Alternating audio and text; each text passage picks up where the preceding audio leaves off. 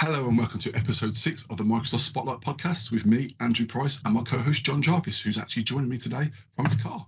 This episode is proudly sponsored by BitTitan. Check out their website today to find out how BitTitan can help you migrate your data to the Microsoft cloud. So John, we'd like to introduce our guest today. Yeah, so ever organised in a car park somewhere in a service station, I would like to introduce our guest today, who is Jen Stirrup, and who's an independent consultant. So Jen, would you like to introduce yourself? Hello there, my name is Jen Stirrup and I'm very glad to be here. Thank you for having me along. So I'm an independent consultant with over 23 years industry experience, although I learned to code when I was 8 years old. And I deliver artificial intelligence and business intelligence solutions for organisations worldwide of different sizes, large and small. Okay, cool. So you just mentioned something quite interesting. So you learned to start coding at 8 years old? Yes, I did. I was very fortunate, actually. My great uncle had been at Bletchley Park during the war, and he actually was a Japanese code breaker, and he worked with lots of women as part of that, and he firmly believes that women could code and do all the techie stuff the same as the guys. So he and the rest of my family bought me a ZX81. It was actually been broken, and my uncle repaired it, and I learned to program in BASIC. And my first thing I learned to program was a joke. So it was basically input and output. And I was the only kid in the school that really read Clive Sinclair's book on coding, all about hexadecimal. 16 fingered Martians is my favourite chapter. And I was the weirdest kid in the school, and I probably still continue being the weirdest around anyway. I was going to say, Bletchley Park is definitely a place to visit if you're ever in the UK. When I went there for a MVP event many moons ago, and just basically having that tour around and seeing the Enigma machine and basically all the old mainframes, it's just like, yeah, you don't get that nowadays, especially with everything basically in the cloud. So get to Bletchley Park if you can. One of the things that you've told us is you've got quite a few recognitions for being in the top 50 of global women in tech. Tell me how that all come about. It was a complete surprise, actually. I think it's because I blog, I'm on social media, I interact, and I think I'm going to enjoy it while it lasts. Actually, it's great to have these accolades. I will say that they were given to me. I didn't pay for them. I do see pay-to-play awards where people say things like they are top 10, usually women. They seem to target us for some reason in a particular vertical or a particular area. My inbox is full of people's emails trying to sell me awards. And it is just a ridiculous industry to sell these things, but also to buy them as well. So when I click through the links, I can see who's been buying these things. And I just think you're pulling everybody down. It's fraudulent to sell them, but it's fraudulent to buy them as well. So I was given these by organisations who are looking for influencers, and often they try to connect with you in some way so that it's a bit of a marketing exercise for them as well, because sometimes these organisations will discover I'm an influencer by their metrics and then connect me with different companies so I can perhaps blog or learn about their services. Before the pandemic, I attended their events as well as a thought leader. Okay. So as we talk about your past a little bit more, obviously you started coding at 8 years old. Then what kind of like drove you down that path to becoming into IT from the coding background? Well, when I was at school, it wasn't encouraged. Girls weren't supposed to do computing classes, and I was desperate to do that. I knew I could do it, and they sent me to do knitting instead, which was terrible. Was you really good at it? No. I just wanted to code.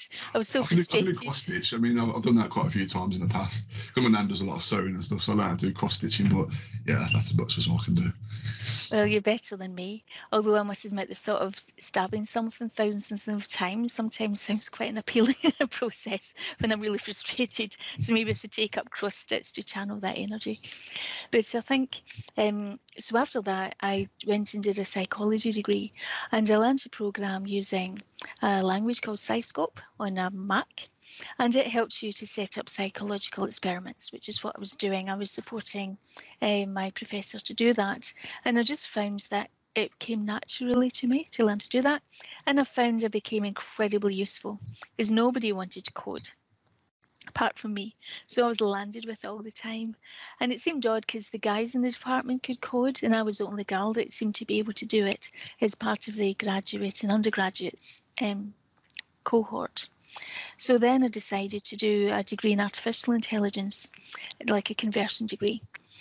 And I found it interesting because I was only one of 3 women in the whole department and I had not expected that. So I went from being with all girls to suddenly being with all boys. And that was an interesting experience. Some of it wasn't good, but in the end I just thought I have to know my stuff inside out because otherwise I will be pulled down if I don't. So I went to university. I started my day earlier than everyone else and I finished later. And I've continued that pattern of working really hard to this day. So I know that obviously you mentioned you've been in the IT field for 23 years. You actually are the CEO of your own company called Data Relish.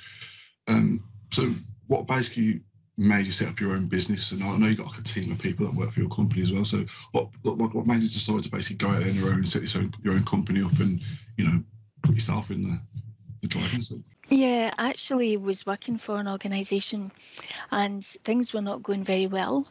I found that they were organising team meetings at 7 o'clock at night. Again, the only female and a single parent. That was virtually impossible for me. And that meant my job became harder because I wasn't able to connect as well with my colleagues because I couldn't attend the 7 p.m. team meetings. I didn't want to stay behind after work and have a warm beer on a Friday night along with everyone else. And it just became so much harder to try and juggle being a parent as a single mother with working in IT. So I actually left that organisation because I said I can't do this anymore. My son at the time was 1.5 and I really needed to spend time with him. So I was unemployed for about 3 weeks and someone reached out to me about a contract and I thought I don't want a contract, but then I had nothing else. So I thought I would do it for 6 months and see how it goes. But I found the flexibility was really good for me because it meant that I could fit that much more easily around being a parent and juggle things so much better. So that really helped. So I guess that's why I started my own company, was because as a single mother, I found it too hard to keep up with the consulting life that I was expected to lead in a very male environment. Yeah, so obviously we're all in this call, obviously from the UK, so I understand obviously the challenges of basically women working full time as well as obviously, you know, looking after children at home. In my own personal life, my partner used to work for DWP, which is Department of Work and Pensions, and basically because of the job role that I do, it just wasn't feasible. Basically, her going to work and childcare. So basically, she gave up work to basically look after the kids, so I can basically carry on doing my job and progressing. So basically, I look after my whole entire family. Yes. So, I mean, that's something, and obviously there is obviously incentives out there for women to get back into work, but the actual support mechanisms around that just not really the greatest, and should be better, really. I agree wholeheartedly. One thing that motivates me about women in technology is financial independence. So I've found that being financially independent gave me a greater degree of control over my life, my personal life. So as I mentioned, a single parent, so it meant I could fund getting divorced. It meant I could fund buying my house outright from my ex-husband, who I'm on good terms with. We're very good friends, actually. We're better friends now than we were beforehand. And I think that meant because of financial independence, it became easier to make decisions, carry them out. And I think it also meant I was in a position to make my decisions about how to bring up my son a bit more easily. So instead of just taking any old childcare, I could get him the best in the area. And the reason I could do that was just because I worked the whole time. Sometimes I work 2 working days in the same day. And I think that just meant that I could just make myself better choices. And you can only give yourself better choices and better options if you work for yourself. I realise my life choices are not everybody's ideal situation, but I think that I've done my best. That's good. Obviously, So, we have one life, and it's all about doing the best that we can possibly do. so outside of your career, I understand you're an avid martial artist as well. I'm trying. I kind of fell into it actually, like I do most things. My son is wanted to do Krav Maga, and I didn't like the idea. But then I spoke to the teacher, and she is a former Olympian. She's she is a bronze awards winner for karate. And she spoke to me about it so many times. She said, women have to know self-defense. And Krav Maga is just one way of doing that. And I found it gave me confidence. And I found also it helped me in a situation. Someone tried to mug me about a month ago. I was going home and I'd been to the bakery shop, and there's a little bakery bag with some sausage rolls in it for my son. And this guy came up to me and he tried to grab the bag off me. Now, 6 months ago, I would have let him, right? And I would have just dashed off. But I'd waited 20 minutes for those sausage rolls for my son in a queue with a mask on. So when he went for me, I pushed him back, and I don't know whether to say this or not, but actually put my elbow in his face, because in Krav Maga it teaches you to use your elbow as a weapon. So I did that, and that caught him backwards. He didn't expect that, and then he didn't expect it. Neither did I actually, because I then gave him a hook in the right side of his head, and that's when he fell.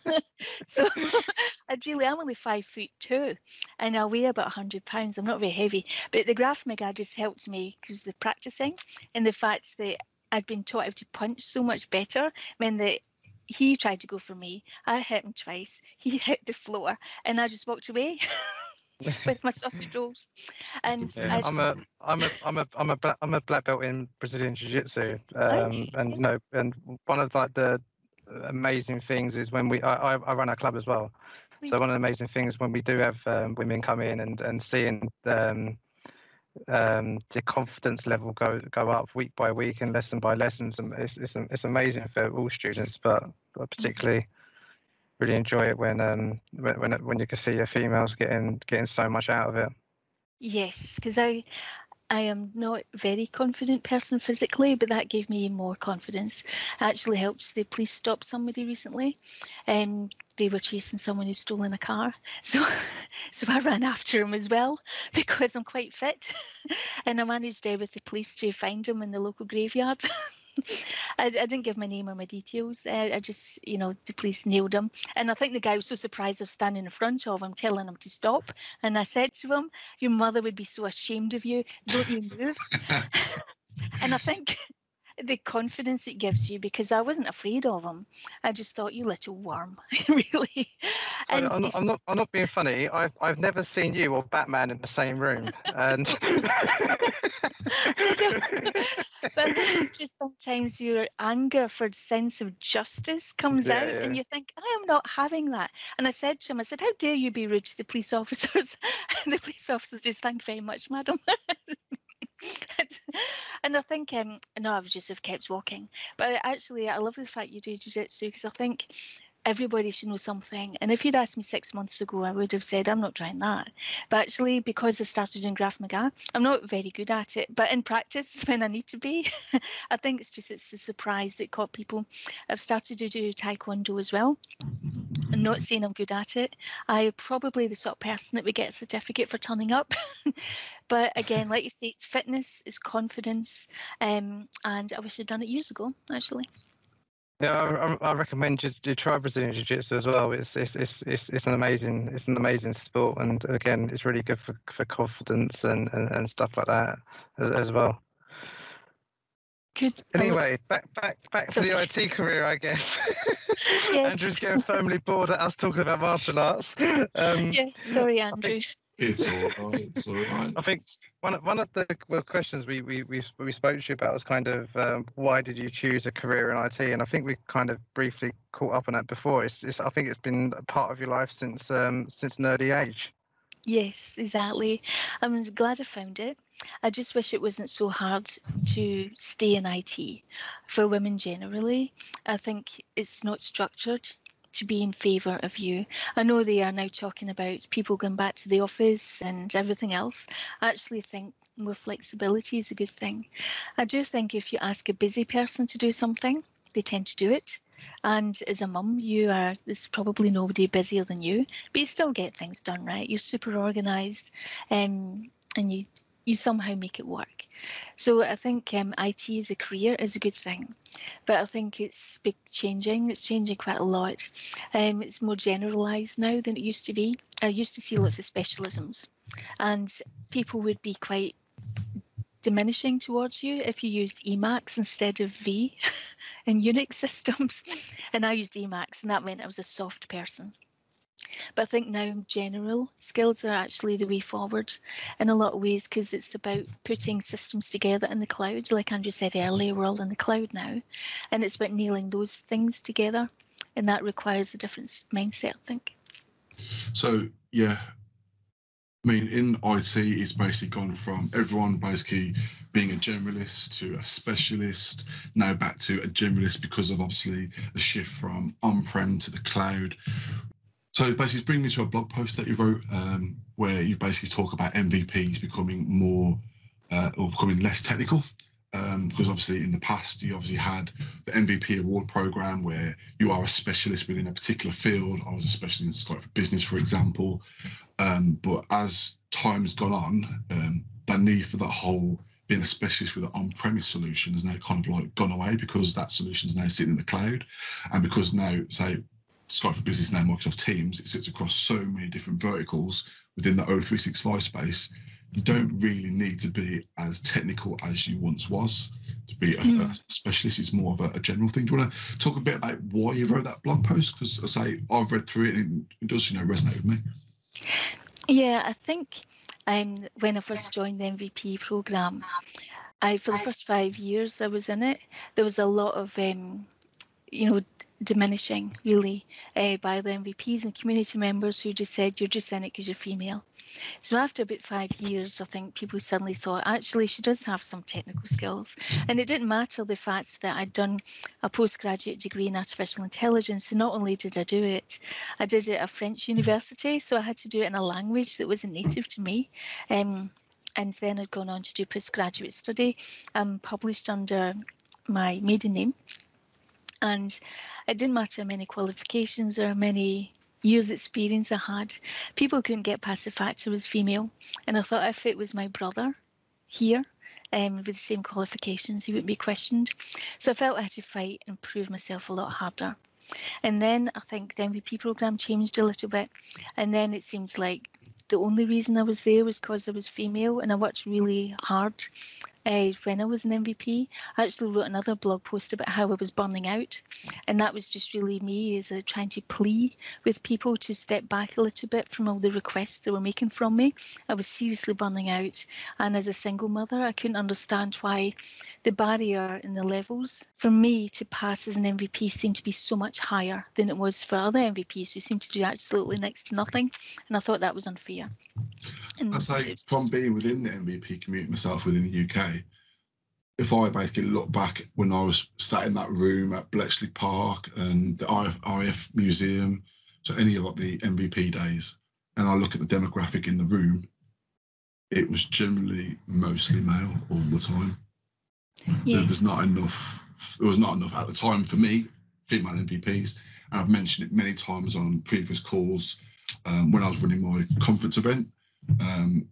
It was difficult to get session submissions from females within the community as well as attendees. Yeah, and I don't know if that's going to change any, because women would come up to me after the session and they'd say, I don't know why you put yourself through that, because they would be listening as I was speaking. And I've heard comments like they would be surprised and happy to hear some of this stuff coming out of my mouth, because it's unexpected that I'm saying these technical concepts, for example. But then some audience members would say, I hear people's reaction to you as well. And I get that, because I think when people maybe criticise me individually over Twitter or on Facebook or wherever it happens to be, I try and throw shade in some way.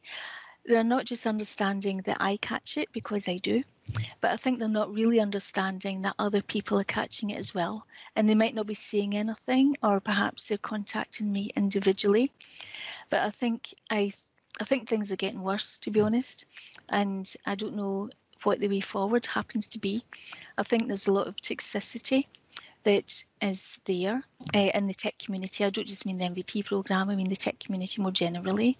And it feels like we've got two roads for technology at the moment, tech community. We have tech community, and then we've got women in tech. And it's almost like the women in tech stuff starts to bucket soft skills. So I see other MVPs or women in technology saying things on Twitter like, oh, I feel a bit down today, can you cheer me up, anxiety.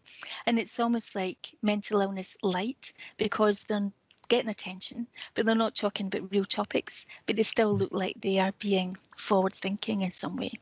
But what I don't see as much is the men in tech talking about these issues. So I think we're still seeing that bucketing in the tech community, where the women are talking about the soft, easy stuff, and the guys are still doing the hard stuff. And until that changes, I think even though I was in the tech community for such a long period of time, I haven't seen that changed. I think it's getting worse. And I don't know if there is a way forward. I just have come to the conclusion that women and people of sort of diverse backgrounds will just never be welcome. And I've accepted that now.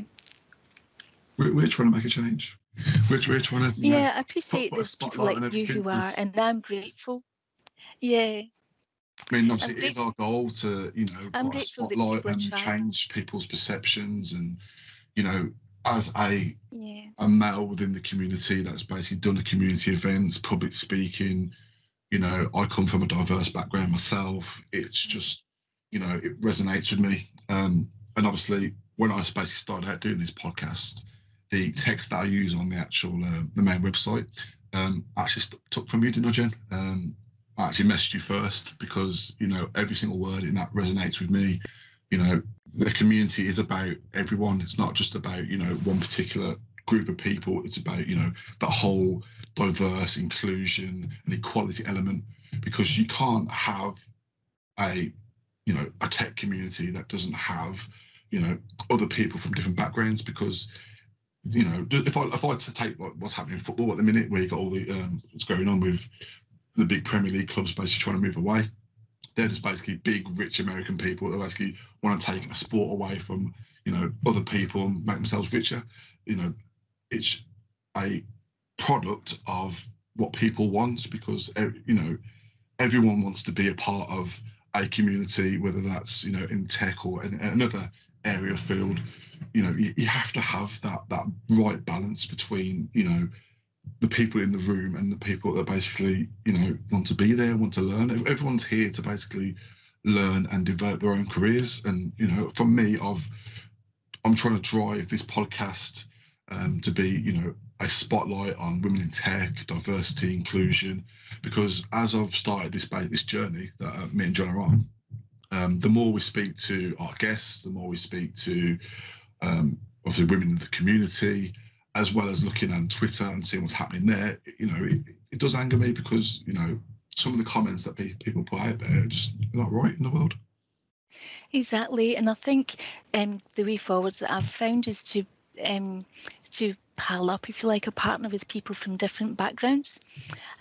So I worked for a huge consulting company. Everybody was white male, apart from myself and my friend, who was a Chinese background. And we piled up. And then one of the guys who was LGTB background, he piled up. So we became like this. We looked like a photo opportunity for diversity and inclusion, quite frankly. And it made me feel less lonely. And I think reaching across different backgrounds can help make this better. I love what you're doing with the Spotlight podcast. I appreciate your trying. I think the issues are, I'll give you an example. There's some research recently that said women in technology feel that their ideas are often stolen, and they dug a little deeper. And I'm sure you've probably had ideas stolen as well. I know I certainly have. I say something and suddenly someone else says it and it's their idea. But what I found was, with the research, it showed that actually it was worse than that. People didn't actually remember that the woman was in the room at all. It wasn't just the fact her ideas were stolen. They just didn't remember. Now, the reason for that, I think, the reason they said was diversity and inclusion is sometimes about perception and unconscious bias. Our unconscious bias is us trying to overcome our own perceptions. But the perception was that the woman just wasn't seen. But we have to see people in order to understand them. And understand them means that we value them. So there's kind of this chain happening. But if we don't even get as far as seeing the women, I'll use women as an example, in the room around us or with us, then we won't value what they bring to the table. And that's why, and that was really the root at why these ideas were being stolen. It was just like her very presence wasn't being recognised. And I found that personally really quite hurtful, but it resonated with me. And I think that's why what you're doing with Spotlight podcast is a spotlight. You are seeing people, and some people just don't get as far as seeing you. I don't know if you've read a book, The Invisible Man, Ralph Ellison. It's a brilliant book. I recommend you read it. It's a painful read. It's about his experience as being African American and living in New York, and how people don't see him and the impact it has in his life. And it was a hard read, and it was written in the 60s, but still feels very relevant today. I don't feel that when we see people from diverse backgrounds, I think it's pitched in the wrong way. I can often see it's pitched as a marketing opportunity. I can't tell you how many times I've been at a conference. I'm surrounded by guys, but they're taking my photograph. Now, I'm 48 years old. I'm not exactly a picture. I'll never be a Kardashian. But the thing is that they're doing that to make it look like there's loads of women there. So it might be me and one of my the only girl in the room standing there, but it's our photograph they're taking. So I don't know what you think about that, but that's why I love what you're doing, and that's why I think the name Spotlight's fantastic, and it's perfect actually. But so it's something I did want to do such a long time ago, and I had the name, I had the domain. It was just like, and obviously I spoke to John about it, and he was just like, yeah, let's do it. And he kept pestering me for a whole entire year to basically set this podcast up and get going.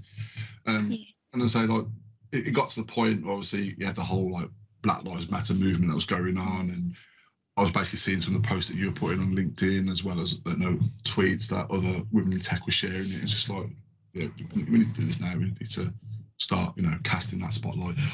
I keep using that word. I should have taken a shot every time I say spotlight. It'll be a great drinking game if we do it. Yes, that's very true. It is our goal to basically, show people off, because, we're in a world where things have been very difficult for, 18 months. Exactly. And just to bring it back into work, I've done some things in my career I'm really proud of. So I was one of the first people to take the NHS to the cloud using Microsoft Azure in the UK. And I was on the BBC website for that. And also I've done some work with the government over COVID data as well. Some of those projects are still ongoing, so I don't want to go into detail, quite confidential.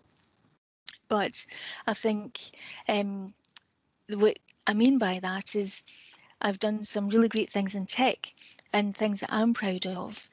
But it seems that I keep talking about diversity and inclusion because I think when we present and we talk, we do it for one of two reasons: cause or an applause. I don't know if you've ever read Steven Pinker's book on motivation and drive. It's called Drive. I should send you these links actually. I've forgotten the rest of the title, there's a subtitle, but it's looking at what drives us, and some of it's really surprising. And we do it either for a cause, like you're doing, a cause, diversity and inclusion, and for a good thing, or people can present just for applause. And when I look at some of the tech community things, I am splitting people up mentally into whether they're doing it for a cause or doing it for applause. The idea that Pinker puts forward is that actually doing things for applause destroys your creativity, because you become quite blinkered into doing things because you're after the applause. Whereas if you do it for a cause, that's actually encouraging your creativity, because you have a passion and a vision, and our drive is towards that. And I think if I could change tech community, I'd like to see more about cause rather than applause. Do something for a cause. And I do work for a charity called DataKind. DataKind offer data science skills to charities in the UK who need it. Because I'm sure you know charities can't afford always good IT skills or good data skills. And what I love about DataKind is it's about a cause. I'm giving up my weekends for a cause that I believe in, not for applause. And I think that is such a great motivation to do things sometimes. And I would like to see tech community do more for causes and a bit less than applauses. That's just fair enough. So we spoke quite a bit about diversity, inclusion. How do you, obviously you've said you come from, like very much a coding background at the age of 8. What do you see as the goal to basically get more women and more girls into IT? Is it basically going into schools, having these conversations, basically showing them, this is what you can do, this is me, this is the career that you potentially could have? Or, what do we do to basically, address that balance? Because, there is a lot of great female technical people out there. Obviously, there's yourself. I think there's like Lisa, who does like Lisa on the Edge podcast as well. She's been recently awarded Microsoft MVP because stuff that she does. There's a lot of great females within the community. We need to, push girls from school age into IT to then basically have successful careers like yourself. Yeah, the thing I keep hearing is that women need role models. I actually didn't have a role model, and I didn't really care what other people were doing. So I think we've got to stop telling girls you need a role model and then not giving them a role model. I think that's just such an easy peg to hang things off. I think there's broader issues which the lack of women in STEM subjects are a symptom, but not the cause. I think girls are very often judged by their appearance. And we've got to stop telling girls they're pretty and beautiful and start telling them they're smart, resourceful and clever and intelligent. I think that is a place to start. I'll give you an example, martial arts again. My friend's a former Olympian, female, and she runs karate classes. In her classes, it's mainly boys, not girls, because the girls are doing ballet.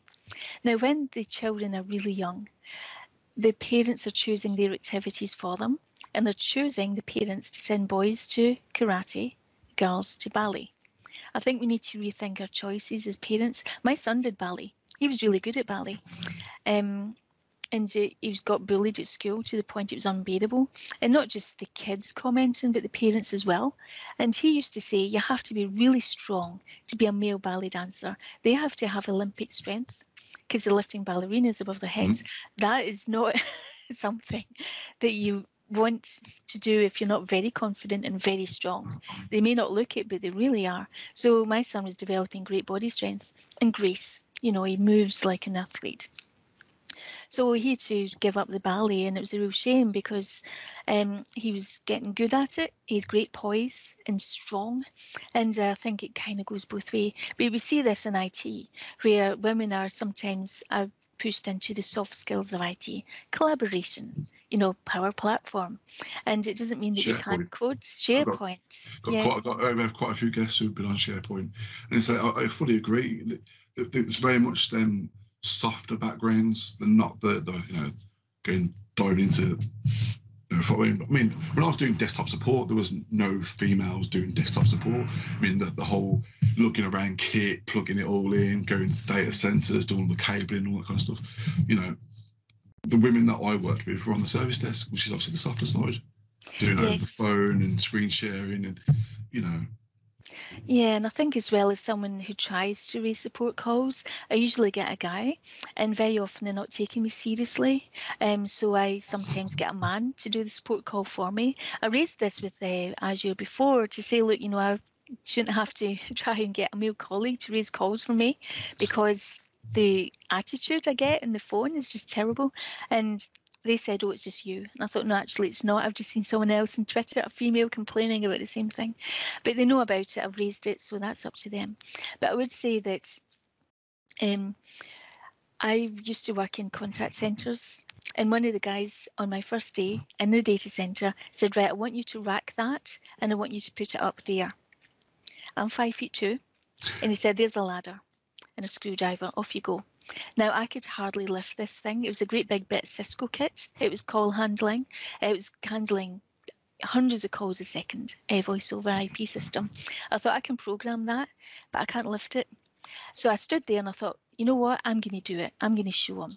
So I got a ladder and I thought, right, I'm going to budget up the rack till I get to the top.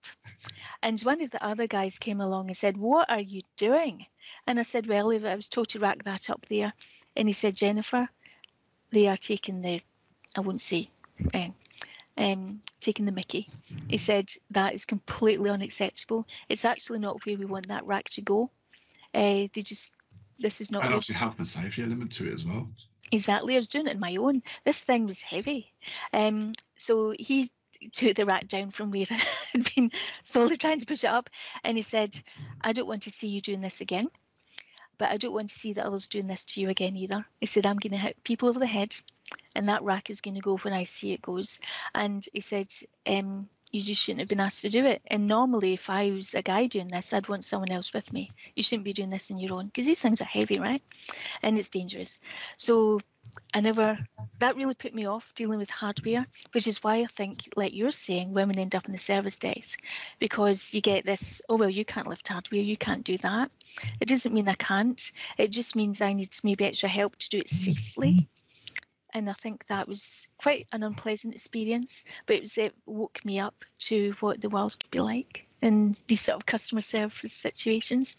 But it meant I became fantastic as a Cisco network engineer because I knew more than they did, because I had to work hard at it. Yeah. So I saw something this morning when I was watching the news about a female sports reporter, where basically she's not been taken seriously in the past of her career, and she's got quite a bit of abuse over social media and stuff like that. And her basically turning around and saying that, you kind of need like a thick skin. Yes. Do you say, is that what you have? Yeah, I think I've developed one. I mean, it doesn't mean I'm not fragile as well. Some of the stuff I've had, particularly from some of the tech community people recently, has really stung. I was talking about, leaving the MVP program, and I had people typing it caps and tweets back at me. And I thought, you're just proving the point that I'm trying to make, that the tech community isn't a nice place. And you can come after me all you like, but people are watching, and you are speaking to the younger generation of women technologists when you come back and you're firing at me on Twitter or on my blog post. I've never blocked so many people before in my entire life. block. I just think Twitter is just such an easy place for trolls to just target anyone. So ethnic backgrounds, gender, and everything. And we're going on to a different topic in terms of kind of what social media companies should do to create a better balance in inequality and stuff. But it's just, as you said earlier, thick skin and being fragile are two different things. As soon as you get through that kind of that thick skin, that you're still the same person inside, and then you still got the same you're still fragile underneath. So it's I think that's for anybody. Like you don't have to be female, you don't have to be male to have that about you, and it's just horrible. And I just think social media sometimes be such a horrible place for people of all ages, of all genders, of all races, and it's just something that just needs to be done better in general. I agree, because I think they can have it both ways. I see tech community people talking about mental health, and then I think you're talking about mental health light, the trendy stuff that might get you brownie points with people. But what you're not doing is, say I talk about more serious mental health issues, people stand back. And I think, hang on a minute, where do you draw the line?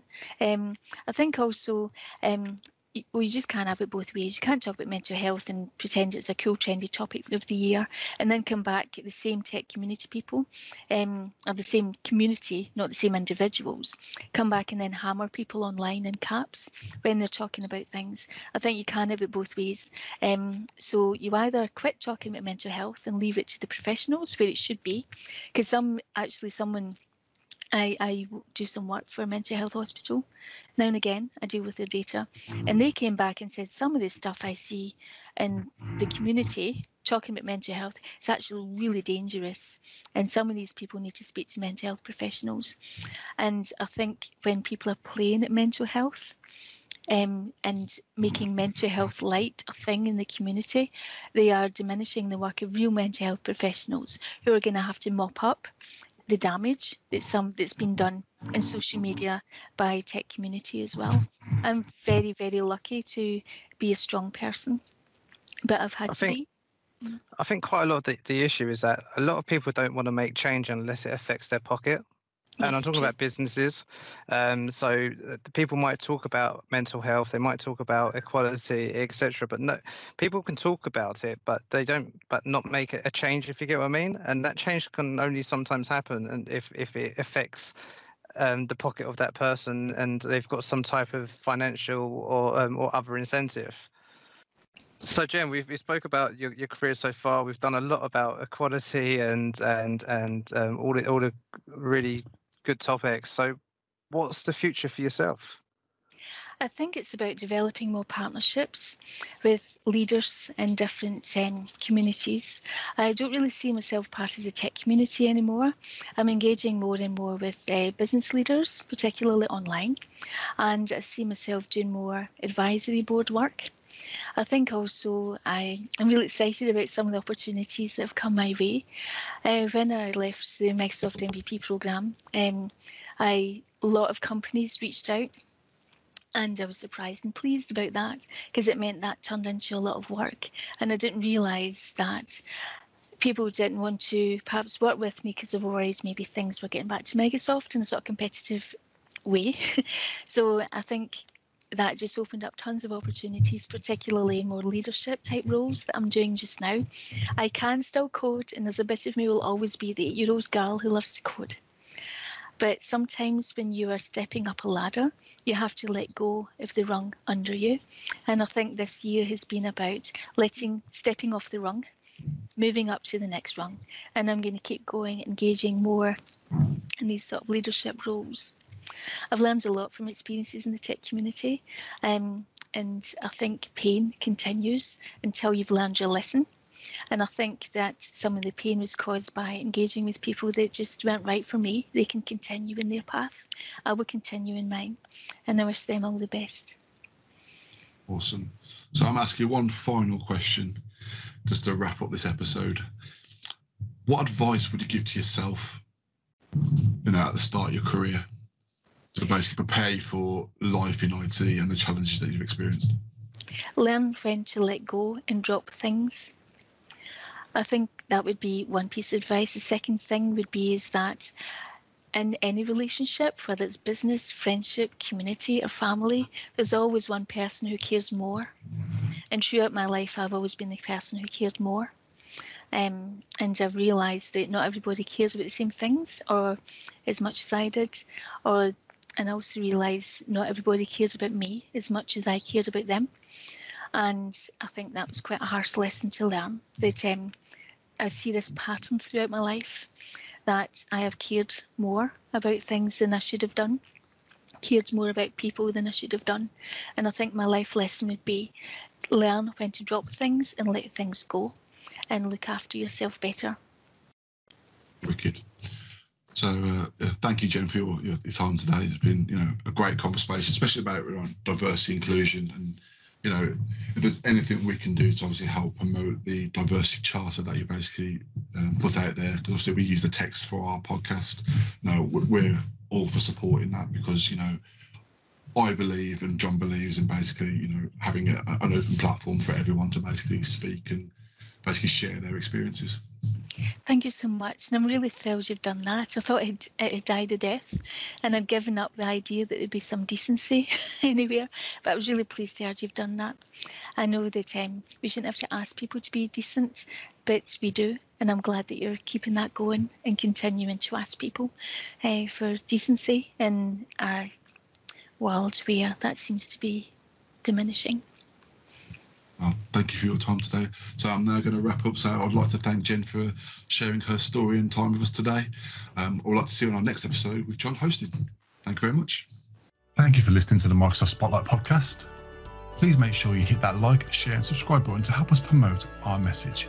You can also follow us on Twitter at MSFT Spotlight, and we're also on LinkedIn, the Microsoft Spotlight podcast. And finally, we'd like to tell you a little bit about BitTitan and thank them for sponsoring this podcast.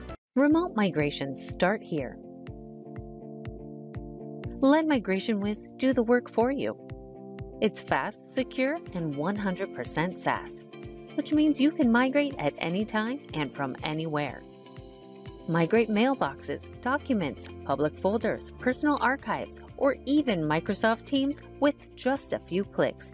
No special training needed and no customer downtime. When the work matters, choose MigrationWiz.